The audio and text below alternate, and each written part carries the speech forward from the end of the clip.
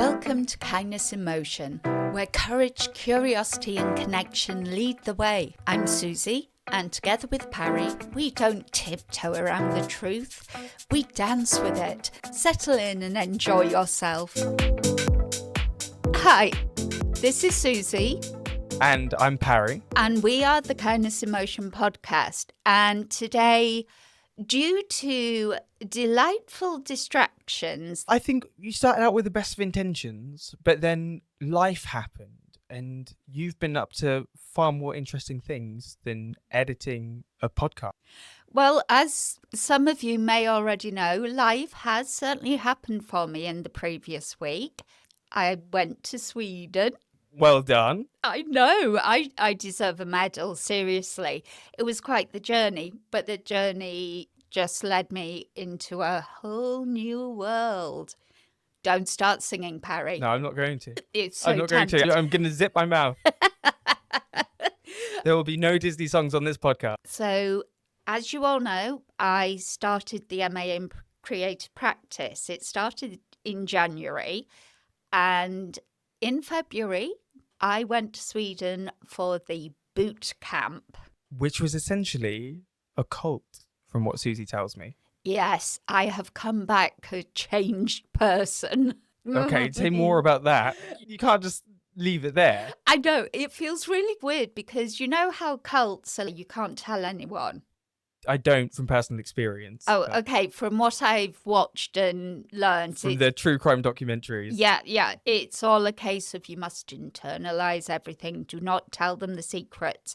This is interesting, actually. The definition of what a cult is and what is actually just, I don't want to say enlightenment because that's yet another phrase. Yeah. That says it's cultish. What is the difference between something that's a cult and something that's just a genuinely nice social phenomenon? Well, it wasn't even just a social phenomenon. I can't say that word, Parry. I struggle to say it. Yeah. I went to a movie once that was called Phenomenon. Phenomenon? Well, no, it's Phenomenon. Phenomenon. It was an education on your own possibilities and allowing yourself to be open to possibilities you never would have imagined. I was very fortunate because we had snow, which is always gorgeous. It may have been -4 in Sweden. During the daytime, you have this stunning scenery. You have this crystal snow white. The view was absolutely astounding. To be able to learn so much more about myself and what I'm trying to do was priceless. It really was. So why don't you paint the picture for us of what this place actually was? Like, when you talk about the view, what did you see? Oh, for people that don't know, yeah, this is their first time. I will recall my mind's eye, which I don't have. But if I were to describe it in words, it was like we had this massive white desert surrounded by, I assume they're pine trees. Alpine trees, that's it. There were some that had shed their leaves for the autumn. Right. Then you had the evergreens. This lake was massive. They have people who can canoe in it when it's the summer. Yeah. So I'd assume that it's probably got quite a bit of scope. It was a big, massive view with really lumpy bottom. Right, okay. The lake was frozen and it was covered with a thick layer of snow. The very first night I was playing mischief with one of my roommates. She followed me. And the thing is, none of our listeners are surprised by that. No, not probably, likely, maybe. Susie causing mischief? I never cause mischief, honestly, Parry. So at night, all we saw was this massive white. It literally glowed. Wow. Even though it was jet black night, we had not that many lights. There was a string lights and then the lights from the lodge where we were staying. Oh, nice. And the big, massive lecture type area, which was also where we had multiple vegetarian meals. Oh, dear. Yeah. They were, to be fair, were great. By the second day, you didn't care what you were eating. You just needed food. It was all vegetarian, but they were very good with my gluten-free needs. That's good. Okay. 'Cause So moving on. obviously, first night, get your room sorted because it's proper youth hostel. I was on the top bunk. Okay. I had started on a lower bunk and it felt like a coffin. So no, No. So couldn't do it. you took the top one. I took the top one and oh boy, that was fun throughout the entire week. You should see my legs, Parry. Did you fall out? No, I didn't, even though there were no sort of like Guardrails. guardrails, because we're grown up. I think these beds were designed for teenagers, not old women. And so in the middle of the night, if I needed the toilet, Yeah. I had to try and get down this weird ladder, and I didn't want to wake anybody up. Like trying to do an obstacle course, ninja silent. Ninja silence. I did consider just jumping from the bunk and decided that would be a very bad That would be idea. bad. So comfort-wise, it was a bit like being in an army camp. Okay. Every day we had a different subject to explore.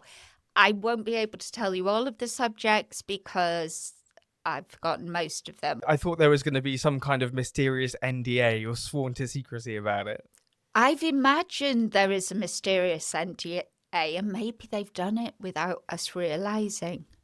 Maybe they just use memory wipe magic instead. It is a form of hypnotism. It's a way of persuading your brain to open itself up, look at the world in a very different way, but not in a big, massive, huge world evolution, but your own personal evolution. Okay. It sounds like the person that came back is quite different from the person that set off. Yeah, it was a good thing. I think it was the third day, and Tom, one of our lecturers, said, right, what is nice versus kind?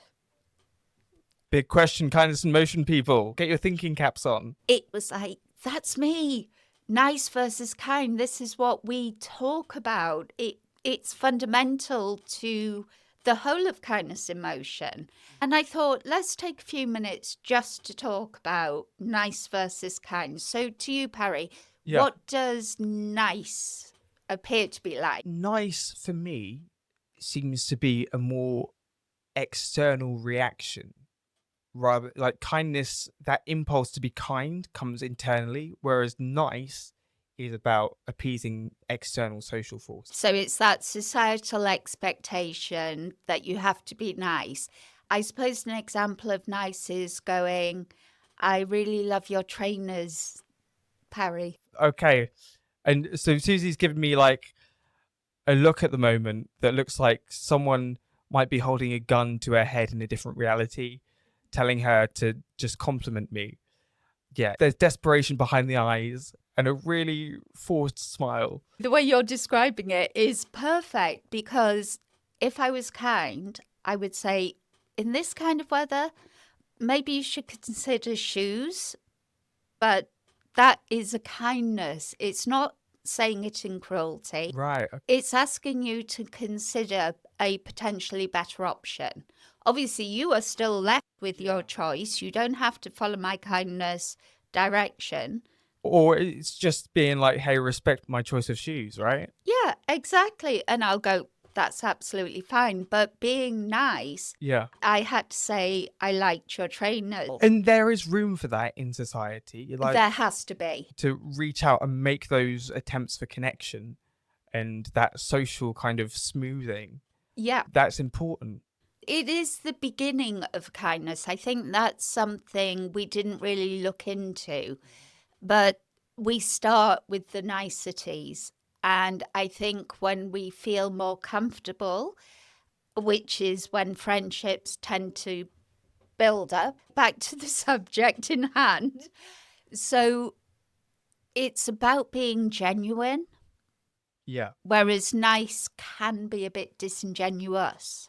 Yeah, I think nice is done for effect, right? Nice is done for social harmony. And not to offend. Yeah, and to make other people feel a certain way or feel affection towards you or something like that. Whereas kindness, I feel like that is very much a force. It's a motivating force rather than simply social Niceties, which lubrication. as neurospicy people, we are not great fans. I know I'm not a great fan of niceties, otherwise known as small talk. I'm terrible at small talk. I'm Exactly. awful at it. Most of the nice things happen in those small talk moments. I'm just, why are they saying? The actual start of the course was quite challenging. Right, okay. To me, it was just like, I am open to learn anything because it was so long since I'd been in education. Yeah. I didn't know what to expect. And when they started talking, I really started to understand where it was going. Unfortunately, there were some that were slightly resistant to change. I think sometimes resistance is just part of the process. Absolutely. I think some resistance to change can be healthy to an extent. That assessment period and learning to trust the process. Yes, and this is one thing that kept being said. Trust the process. Understandably, some people have very different brains Yep. and they see what they were saying differently. Yeah. And unfortunately, one of us did have a bit of a battle with the lecturer over this changing of the mind, and it got quite fractious. By the sounds of things, it's asking you to change or approach the work and the way you perceive in quite groundbreaking new ways, which on some level means you're going to change who you are. If you've been stuck in the same patterns for, like you said, 40 years, Yep, 40 years at least. to move out of those is going to expand your sense of your identity. Absolutely, and that is a brilliant sort of way of describing it. But I could also understand that fear that was causing this conflict between the lecturer and the student. But I don't manage well with conflict. It makes me incredibly anxious, and thankfully, the class ended. There was a few of us who were chatting, and we were worried that we might lose the student that had been challenging it. She's absolutely amazing. And she had to have time to process for herself. Of course. And when you've got massive lake, yeah, and obviously the woods and the walking. You're just out in nature. Out in nature, there was no other distractions. We brought all our electrical devices, and yet I never used it once. Through the entire week, amazingly, the whole group, there were 20 of us students. Yep. And we had one male student, so we had 19 female students. Okay. Which would have been my worst nightmare when I was a kid because of what happened in that period. I've built that foundation, that need to create kindness wherever I could as a way of confronting those bullies without confronting them. Because I've already said, I don't like conflict. Yeah. So I was immediately on edge, which when you're tired can trigger odd reactions, especially when I think my ADHD brain was already kind of, I'd done Heathrow Airport, I'd done a small plane, I then did the lovely Gothenburg Airport and waited for a bus with lots of other people, but didn't dare go and talk to the people. And you're starting something new as well, which means there's bound to be anxiety and excitement there. Yeah, 100%. They were so generous. Yeah. And they were kind. I was seriously Mrs. Who is this right now? Part of me was just like, nobody knows me. Let's do this. And so I did. And they loved it. And I was like, okay. As we were opening up and learning things like nice versus kind, which for me was like the drop the mic moment, I'm a fully 100 a cult member. We dealt with some quite interesting and definitely deep subjects Yeah. that can cause there to be that tension. So the more tension there was, the more 15-year-old me, now that's a bit of a teaser, became more apparent. Okay. And it was also the trigger for me to be changing that endeavor. Which was originally Kindness in Motion. Yep, the Kindness in Motion podcast. That was my original endeavor. After one of the times where we had to reword a simple sentence. So, take, for example, I'm not a very good actor. Right. Okay. You need to change that into a positive statement. So, you say that. So my belief is that I'm not a very good actor.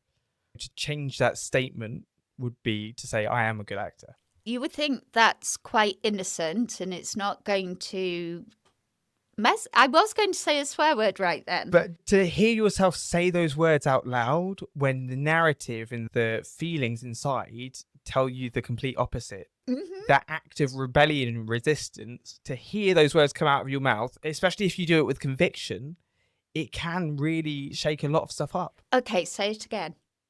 What? I am a good actor. Yes. Yeah. Are you believing it, or are you starting to feel a slight change? So for me, I'm not that attached to being a good or bad actor anymore. Okay. Committing when I'm saying it. If that Okay, makes... I think this is a really good exercise. Okay. You can challenge something about yourself. I'm not going to tell you Yeah. what to challenge. So maybe say something that you feel you're not good at. So for me at the moment, I don't feel like I'm very imaginative. Okay. And now change that. But so I can say I am imaginative. Yeah. And because I'm a bit more attached to that outcome, I can feel something inside start to wake up and say, yes, you are. Everyone, if you want to, you don't have to, but do give that a try. For me, let me use something else.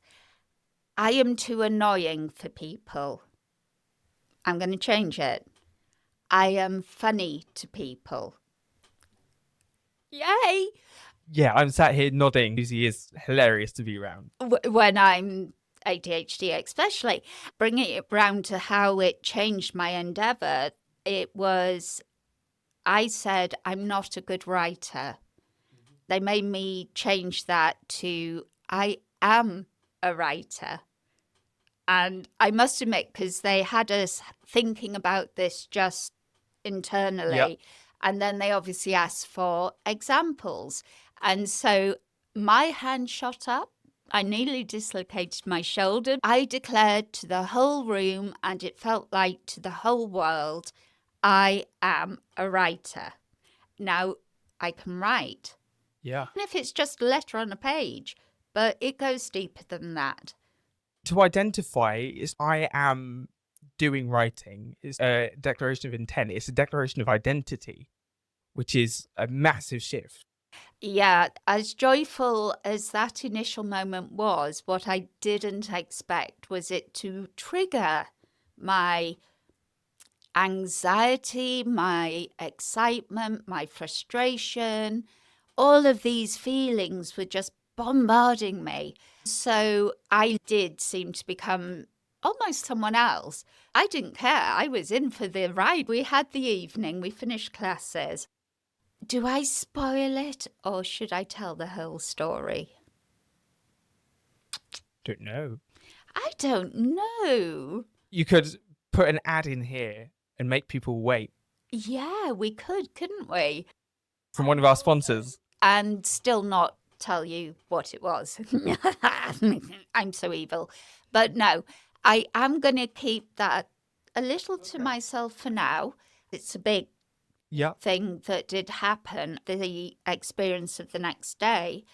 is that I realized that my endeavor was still going to be about kindness, but it was going to be a one-woman show. I had to make a declaration of what this endeavor would be, what was the time frame, Yep. all of this. So I just picked up one thing and went, okay, I am going to write a one-woman show for it to be performed, and it will be performed, this is the doozy, at the Edinburgh Fringe Festival in 2027. So just say that again as the goal. To perform my own one-woman show in the Edinburgh Fringe Festival in 2027.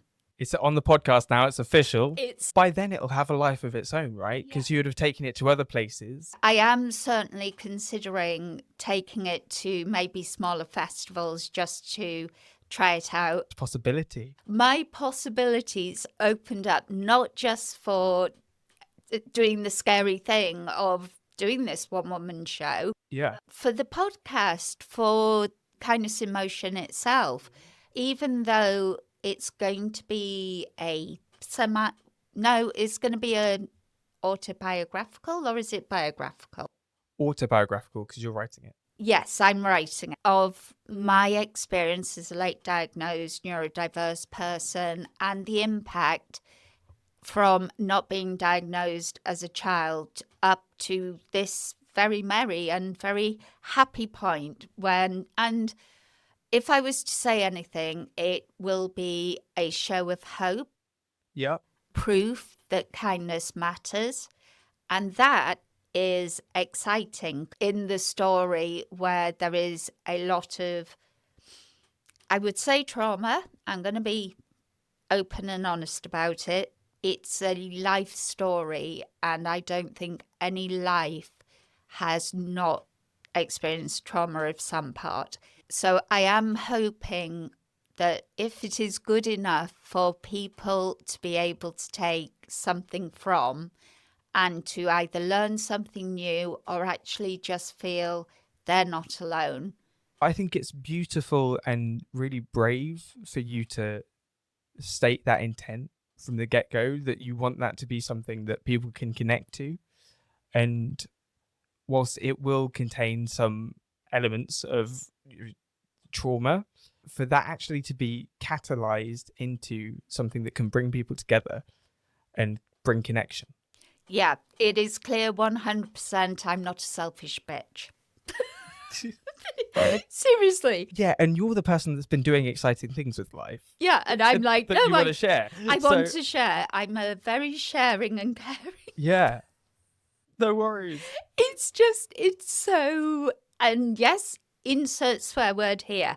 It's weird, but it's wonderful. Right, okay. Inside, it is making the nervous system soldiers march in a much better tune. What are we talking about now? I do have to give a massive call out to Make Happen. The best thing about Make Happen and how I got there was that I was dealing with a lot of mental stuff at the time, and I was doom scrolling. I was on Facebook and saw this thing, do a quiz. And I was like, oh, that'll be fun. Your spirit animal is a cat. Please give us your email address. This one was different because I did the questions. I was like, la, la, la, just answering without thinking. And up pops this message saying, I think you are suitable for this course. Ah. And I was like, ooh, I won. Yeah. I thought, okay, let's see what the next step is. I pressed the click here button and they said, please write a proposal for your endeavor. I think they called it something else, or else I would have been very confused. Okay. I think they dumbed it down for me. It was very important that you just wrote it. You didn't think about it. You didn't go to your trusty AIs and ask them to answer this deep, important question. And I didn't. I used pen and paper first, wrote it all down, just went, oh yeah, that'll do, and typed it in. It was good to actually write about what I wanted to achieve with kindness in motion. So it was a good construct of purpose. I think since you started using kind of resources from the course in conjunction with kindness in motion, Kim has become a lot more streamlined and focused. Definitely. The best thing about it, I sent the proposal, but one of the reasons the quiz did catch my eye said make dash happen institute, and I automatically filled it with make shit happen, and I thought, yes, that's what I want to do. I want to make shit happen. Apparently it's just make dash happen. Yeah. They have been so supportive. Yeah. Fantastic lecturers who are so passionate about it's a product. They have worked, I think, nearly 10 years on developing and building the Make Happen Institute. I won't go into the full history. The way they see people, it's not academic. Yeah. It's creative. And they're there to facilitate your growth as a creative and unlock that and help move that along in the actual process. Yeah, right? The plan is that the work you do on your MA is going to solidify a potential way of earning income. Brilliant. You have to call out Tom and Ollie, who are our lecturers, who managed to bear the frustrations, the angst, the silly humour that, I'm sure that doing this work and facilitating that creative and artistic kind of interrogation of who you are as a creative, right? People come with all kinds of defense mechanisms and all kinds of ways to resist that change. Yeah. So I'm sure they are more than used to seeing the whole spread of behaviors. Yeah, I don't think I could do their job. No? Okay, that actually is probably a brilliant time, unless you have any more questions. No, Are you sure? Unless the stuff that you'd like me to ask. No, this is a conversation. It's not an interrogation. I know that I can ask you questions at any time to hear about this story. I'm trying to think about what our listeners might want to know. But they can also ask questions. Yeah. So if you'd like to send some support to Susie whilst she is doing her one-woman show creation process, any messages of motivation or just general cheerleading, then please do send something through the Kindness in Motion email. She's here looking very excited, so I'm sure that will make a massive difference to her as well. It would make a huge difference because this one-woman show, it isn't just about me. It's about all the people who believe there is a better way to treat each other, that there is this kind way. And it doesn't mean weakness. Far from it. When you look at nice versus kind, nice is the weaker of the two. Mm-hmm. So I will leave you with that thought, and we'd love your feedback on what you feel about nice versus kind. And we'll try and respond. It would be a pleasure to hear from you. Even if you say our podcast is rubbish, we'll come back and say thank you for the feedback. Then you'll know that's Susie replying to you if you get that. What would you do if that happened to you? What, if I got negative reviews on the podcast? Yeah. I'd be too busy crying. I'd be, okay, I'm going to take on board what you've said. If you do have good feedback, whether it is negative or positive, I am more than willing to communicate with you, because you can't do this as an individual. It is something that is done with a community. This is a learning process for everyone involved, right? So if people do have tips or things that they'd like to see in there, or just suggestions, we're open. We're open for business. Also, if you have any suggestions for a podcast you'd like to hear, we'd love to have you make that known. We're open to trying and talking about different things as well. Yeah, we're flying by the seat of our pants, to be honest. So, like, any content ideas, we would snap up. In fact, that does bring us back to the Kirsty podcast, which... Katie. I've done it again, haven't I? Yeah. I am so bad with names. It's a thing. So we were really lucky to have a meeting with a lady named Katie. Her endeavor, her kind of creative focus has been all about listening spaces. And so we had a great conversation about what it means to actually listen, what that has looked like in different cultures as well. So you listen rather than speak, giving them the space to communicate.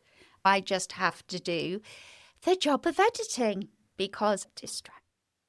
Which I'm sure everyone will forgive you for. Oh, absolutely, because they love me. No, they don't. Well, if you do, just tell me. I'll love it. Thank you all for taking this time out with us today. And I would just like to say, keep safe, keep happy, but most of all, be kind to yourself and to each other. And thank you for listening. If this lifted you even a little, hit follow, share it with someone who could use a spark of kindness, and come with us as this movement grows. You're part of this now, and we're really glad you're here.